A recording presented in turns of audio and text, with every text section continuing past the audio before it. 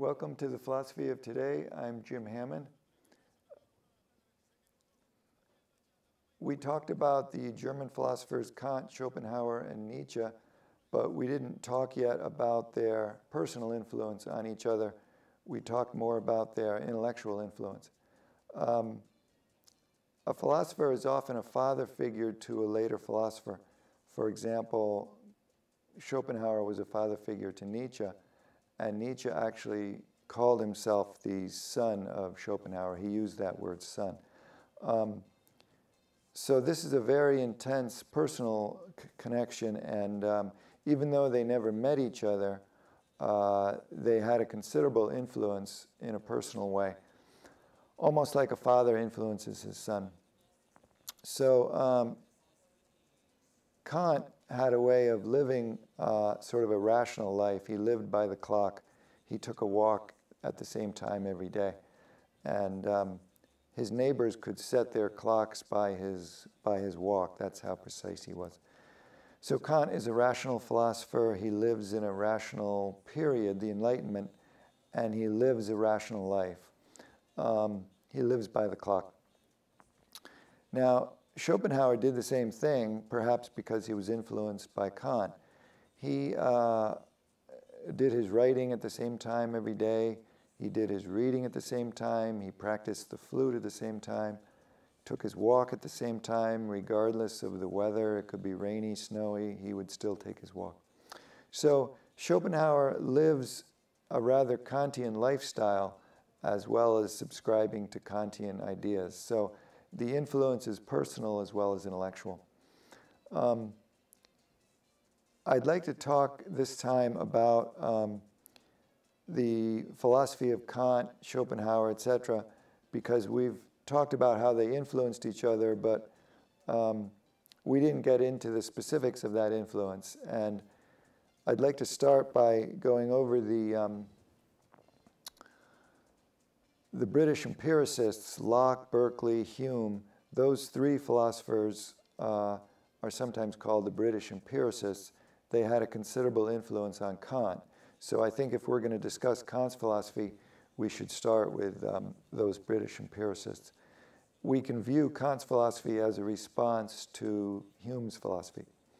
And Hume, in turn, comes out of Berkeley, who comes out of Locke. So one of the main ideas of these British empiricists is that nothing is absolute, everything is relative. For example, terms like short and tall, fast and slow, they're relative to something else. They don't mean anything by themselves. And this idea that nothing is absolute seeped out through the society in England, and it influenced artists in England. Art is often influenced by philosophy and gets its framework from philosophy. So one of the artists that was influenced by this is Jonathan Swift. And his novel Gulliver's Travels shows a character named Gulliver who appears to be a giant among midgets, but among giants he appears to be a midget. So the point that Swift is trying to make is that everything is relative, and the same person can appear to be either a giant or a midget. Here's a picture of Gulliver in Lilliput. There he's a giant, and then in the next place he goes to, Brobdingnag, he appears to be a midget. So it's the same Gulliver. He hasn't gotten any smaller. He stayed the same, but he appears entirely different because our height is relative to our surroundings.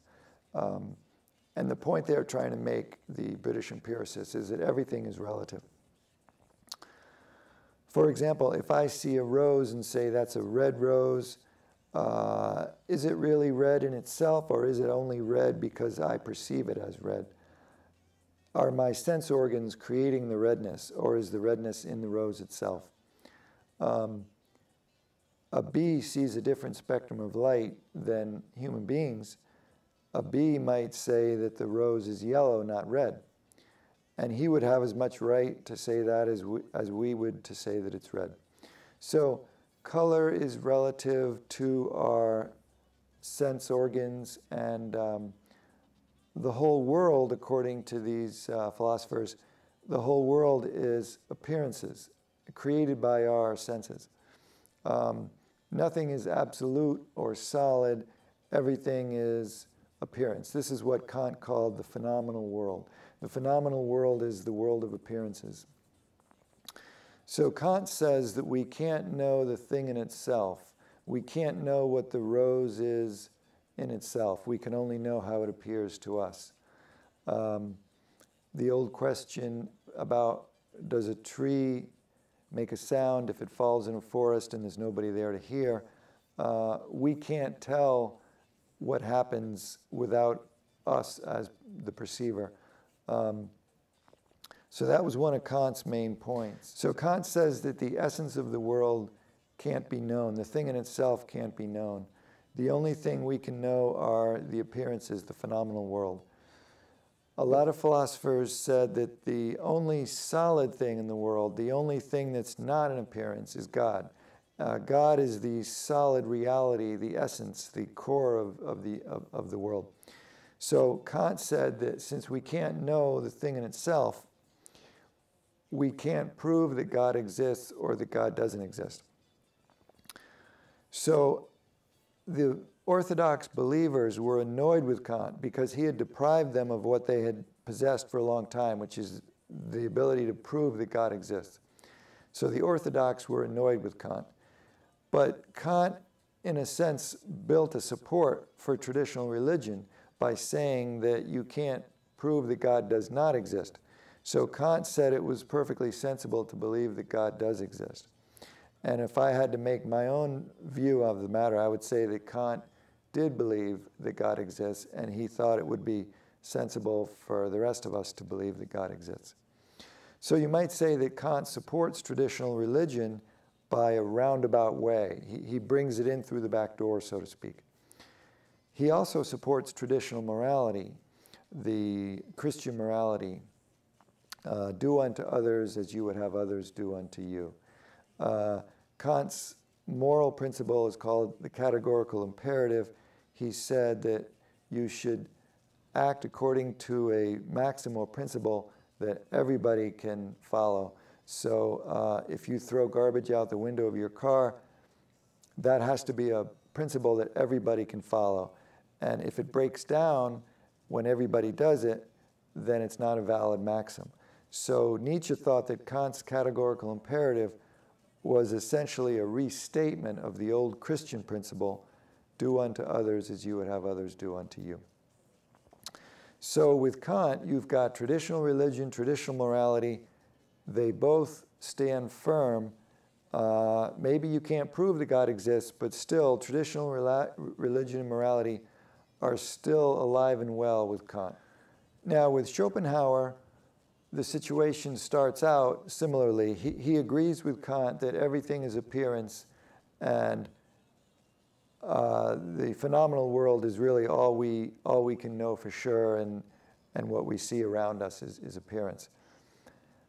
But whereas a lot of older philosophers would say that God is the solid reality behind appearances, that God is the only absolute reality, Schopenhauer breaks with that tradition. He leaves God out of his picture of the universe. So Schopenhauer is an atheist.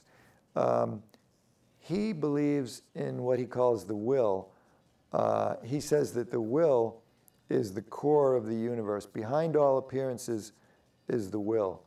Now, we could translate his word will as unconscious.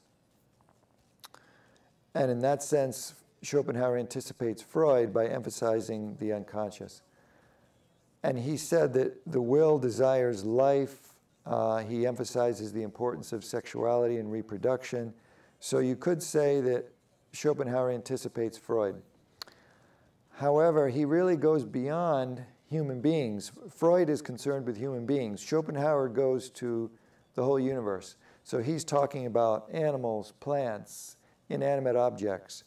And he believes that there's a will in all of these things. So you might say that Schopenhauer's will is metaphysical or spiritual or intangible. This is the essence of the universe in a sense. It's an essence that we never actually see or touch, but it's there. It motivates everything. It's the energy, the driving force behind everything. So you might say that Schopenhauer's will is occult because the word occult means hidden, and the will is hidden. We never actually can see it or touch it. So with Schopenhauer, philosophy becomes psychological instead of theological. Philosophy is no longer concerned with God. In the Middle Ages, philosophy was called the handmaiden of theology, ancilla theologiae. So with Schopenhauer, philosophy is no longer the handmaiden of theology, it becomes psychological. So we're analyzing the unconscious, the inner nature of man. So Schopenhauer is a psychological philosopher, rather like Nietzsche, who was also a psychological philosopher. So for Schopenhauer, the God is absent, religion is absent. He had little respect for religion. He leaves God out of his picture of the universe, but he does not disturb traditional morality. So Schopenhauer maintains traditional morality, as did Kant. In that sense, he's following from Kant. So Schopenhauer said that the basic moral principle is do not harm anybody. On the contrary, help others as much as possible. So Schopenhauer felt that that was not just his moral principle, it was the universal moral principle. It was the essential teaching of moral philosophy in all ages, in all countries. Nietzsche took an entirely different view. Nietzsche rejected that principle that morality is universal. In Nietzsche's view, there's different kinds of morality from different classes of society, different eras of history. So there's 1,000 different kind, an infinite different number of moral principles in Nietzsche's view. So he rejects the notion that there's any universal morality, and he rejects that basic Christian principle that you find in Kant and Schopenhauer.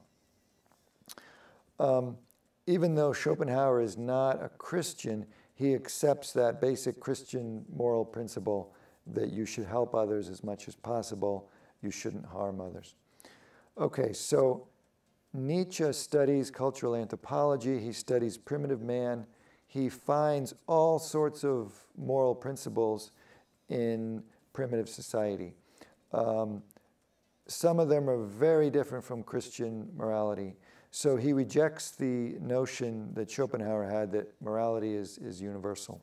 Nietzsche talks about master and slave morality. He says there's one set of moral principles that comes naturally to the masters and another for the slaves. If you say blessed are the meek, that would be slave morality in Nietzsche's view. So Nietzsche thought that there was different moralities from different classes of society. We find the same thing in Plato's Georgius, that the masters are saying one thing, the slaves another. So that dispute was alive and well in ancient Greece. Is there a solid moral principle, a universal moral principle, or is morality shifting and relative? So Nietzsche argues that morality is shifting and relative. There's no solid moral principle. So just to summarize, we've got Kant supporting traditional religion and morality. We've got Schopenhauer abandoning traditional religion, but the morality is still alive and well. With Nietzsche, we lose both the traditional religion and morality. So with Nietzsche, everything has changed as far as the values and the moral principles, religious principles. So Schopenhauer thought that the will is a blind instinct to reproduce and to live. The will is not a profound wise man. There's no deep wisdom in the unconscious, according to Schopenhauer. That comes much later with Jung, I would say. Jung believed that the unconscious has a deep wisdom that goes beyond consciousness and reason. But for Schopenhauer, and probably for Freud too, the unconscious is blind, unintelligent, etc. So Schopenhauer believed that the whole universe was will and idea.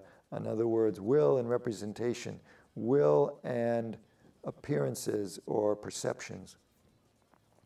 So when he said that the will, which is the core of the universe, is blind and unintelligent, he becomes pessimistic. So he thinks that the whole universe is filled with sort of a foolish pursuit of an empty goal.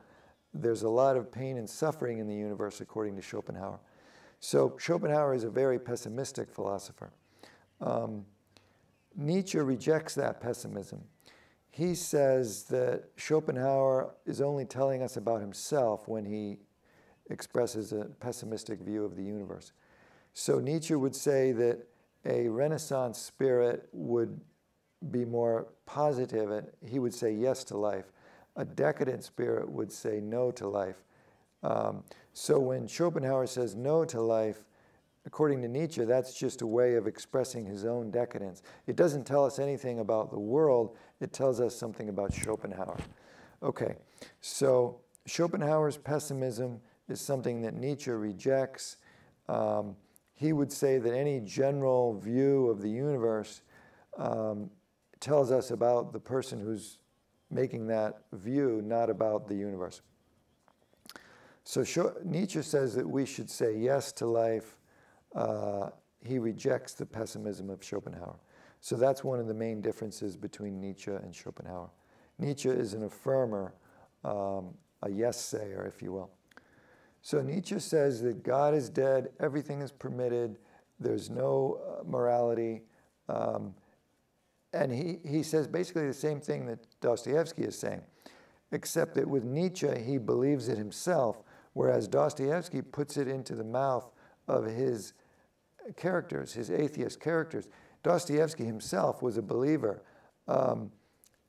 He stuck to the traditional Russian Orthodox Church. Nietzsche rejects that entirely. So he breaks with religion and morality. So let's look more closely at Nietzsche's attack on morality. He rejects morality for three reasons. First of all, because morality is based on God and God is dead. So as we said before, morality in the West particularly has often taken its cues from religion. You have a moral rule like the Ten Commandments, which are allegedly from God. So religion is the underpinning of morality, the foundation of morality. If you reject religion and say that God is dead, then morality has no foundation. So that's part of the reason that Nietzsche rejects morality. So far, that's what Dostoevsky would say too. Another principle that we mentioned earlier is that morality is relative to society, to a certain social class, a certain historical era. So Nietzsche rejects morality because he sees it as being relative instead of absolute and universal. Now, the third reason that Nietzsche rejects morality is something we haven't talked about yet. He said that morality is the product of decadence. So if Schopenhauer, for example, is decadent, then he preaches morality. If Socrates is decadent, he preaches morality. So according to Nietzsche, a lot of the famous names in the history of philosophy, including Socrates, Schopenhauer, Plato, a lot of these famous philosophers are decadent, according to Nietzsche. So Nietzsche's theory of decadence is a very important part of Nietzsche's philosophy, and it's the part that I don't think has been understood very well.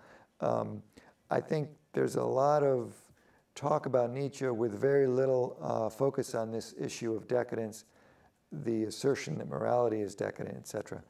I think it's the hidden core, so to speak, of Nietzsche's philosophy.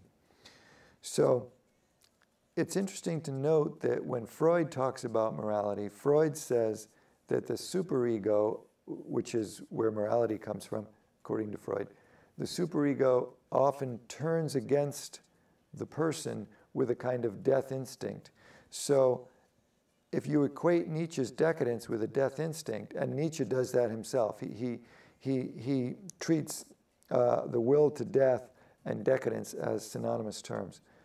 So Nietzsche's position on morality is actually quite close to Freud's, because Freud said that morality comes from, or at least is sometimes related to, a death instinct. And I think that's an agreement between Nietzsche and Freud that, as far as I know, nobody has seen that before. I'm pretty sure that when Freud made that point, he was not aware that Nietzsche had said much the same thing. Well, I'll let Freud speak for himself. So I would say that this theory of Nietzsche's about morality being decadent is the most original part of Nietzsche's philosophy and the most important part of his philosophy. And I think it contains clues for a philosophy of history. Because if you look at certain philosophers like Socrates and Plato as decadent, and then other philosophers like Montaigne and Machiavelli as Renaissance type, or the opposite of decadent, you're able to go through the whole history of philosophy and put these philosophers on a scale depending on their attitude toward morality. Are they against morality? Are they preaching morality? Are they saying follow your nature, as Montaigne said? Are they breaking with morality completely, as Machiavelli did? So Nietzsche would say that Thucydides and Machiavelli are in the same category. Nietzsche would say that the golden age of Greece and the golden age of Italy and the golden age of any society is an age when you have a non-moral kind of philosophy. For example, in the golden age of Holland, you've got Rembrandt, Vermeer. You also have the philosopher Spinoza, who does not preach morality in the way that a moral philosopher does. He is a philosopher who's popular with Nietzsche, and Nietzsche felt that he breaks with traditional morality. So I think Nietzsche's theory has embedded within it a philosophy of history, which I have tried to bring out. Nietzsche himself did not bring it out. He was not a fan of the philosophy of history. Hegel was really the guy that promoted the philosophy of history. Okay, Schopenhauer sees the will as primary, the unconscious as primary, and the conscious mind as sort of a secondary thing. So he compared it to a fruit where the conscious mind is just the skin over the fruit, and the unconscious, or the will, is what's primary and fundamental. So he's got a theory of the will. He says that the will is a will to life. Nietzsche looks at that skeptically. He says that we don't just desire life, we also have negative urges. We have a will to death as well as a will to life, that there's a multitude of urges within the human being. It's not simply a will to life. So Nietzsche talks about a will to power. He says we want more than simply life. We want an expansion, so to speak. So he felt that to interpret history, to understand the world, you have to think in terms of a will to power, because people are not satisfied just with life. So he actually thought the will to power was a good thing in a sense, because if you were easily satisfied with existence, then you wouldn't have the vast ambitions and the vast desires that he felt that a will to power showed a strong, let's say, vitality. So he takes a positive view of the will to power. So let's look at Freud. Freud talks about life and death instincts, which is quite close to what Nietzsche had said. Nietzsche felt that there was a will to death, which he equated with decadence, a will to life, which is strong in Renaissance periods. Freud has a theory of life and death instincts. So Freud's theory is quite close to Nietzsche's. I'm not sure if Freud realized that, because that aspect of Nietzsche's philosophy was not widely discussed, and it could be that Freud simply thought Nietzsche believed in a will to power. Will to power is part of what Nietzsche believed in. It's not the whole picture, because he also talks about these two contrary urges or contrary tendencies: the will to life, the will to death, the positive, the negative. So there's a kind of dualism in Nietzsche, and I'm not sure Freud saw that or realized how close Nietzsche was to his own theory of life and death instincts. So we can view philosophy from the standpoint of biology. The biological aspect of philosophy is an important aspect of philosophy, and it's one that's often overlooked. We could start by saying that there's a will to life in Schopenhauer, that in Nietzsche there's a will to power, in Freud there's life and death instincts. We mentioned that that's actually quite close to another aspect of Nietzsche's philosophy. So each of these philosophers takes a different view of our basic biological urge, our basic will or tendency. So we can interpret philosophy from a biological standpoint. Sort of like Henri Bergson, the French philosopher, talks about an élan vital, a life force or life urge. George Bernard Shaw, who's actually a very philosophical playwright, Shaw talks about a life force, and Shaw looks very carefully at this biological aspect of philosophy. I think Shaw is often classified as a comic playwright, and he's quite a deep thinker and deep philosopher. He certainly aspired to be a philosophical playwright. Okay, my own philosophy of history picks up with Freud's theory of life and death instincts. I apply Freud's theory to societies. So Freud said all organisms have life and death instincts. I'm saying that society is an organism, and I'm saying that society has life and death instincts. So Hegel is the philosopher who talks about society as an organism. So I'm using Hegel's theory of society as an organism, combining that with Freud's view that all organisms have life and death instincts. So I would say that when the life instinct is predominant in a society, the result is a Renaissance type society. When the death instinct is predominant, the result is decadence. So I equate Renaissance and decadence with life instinct and death instinct. The next point I make is when the death instinct reaches an extreme, it flips around to the life instinct. So this is something that Freud noticed in a lot of other instincts. When an instinct reaches an extreme, it turns back, it flips the other way.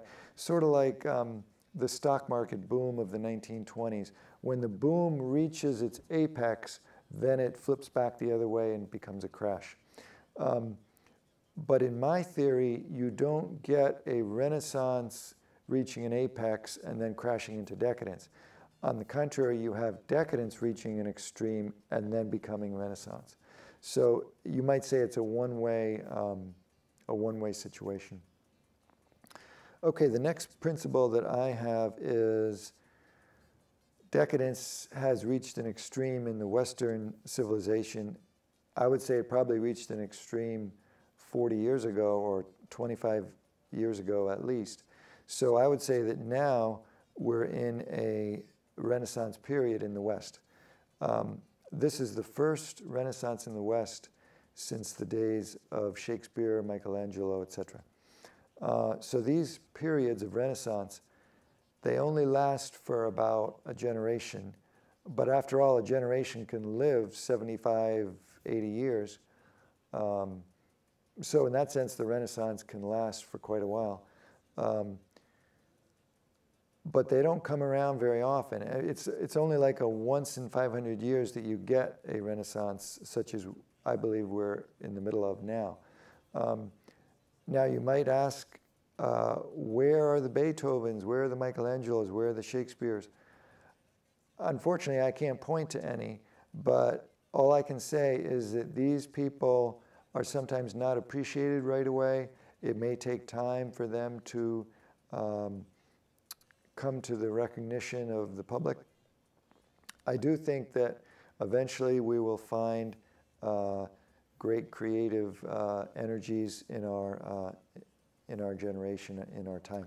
I mentioned earlier in a different episode, actually, that philosophers in our time can make big discoveries, even discoveries on a scale of Darwin's or Freud's or other such big discoveries.